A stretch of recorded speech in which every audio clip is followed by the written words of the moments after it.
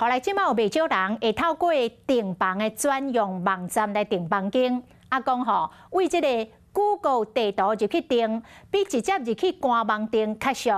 也有暗时10点到过工的透早这段时间来订房间，嘛较便宜。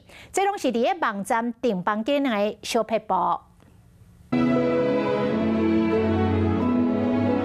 打开房间门，欣赏美丽山景，变怎用详细介绍带到品质好的饭店，都民众提供小撇步。打开搜寻框，输入想要住的地点，地图上就会显示各大订房网站上最便宜的价位。透过 Google 地图的网站来比介绍，是真侪人跳熟会方法。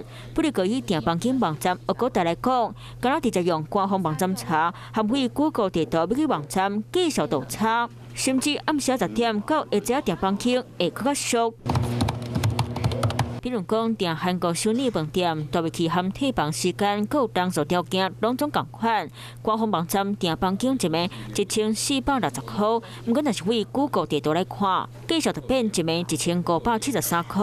先买着急，爱记你点入去，一暝介绍就变1366，现金要100块。再来看另外一间东京饭店，官方网站一暝1703块，不过为 Google 地图点入去，一暝介绍就变1414块，先更较济。刚刚定的价格是14000多嘛，好，这边就会多出一个地方可以让你输入折扣码，我们就把刚刚复制的折扣码贴上，来看一下金额，还没有输入折扣码的金额就已经比刚刚的还要划算。利用订房间网站介绍普通特色，某人会逐工比介绍，或者是利用订房间网站的手机 App 来抢优待号码。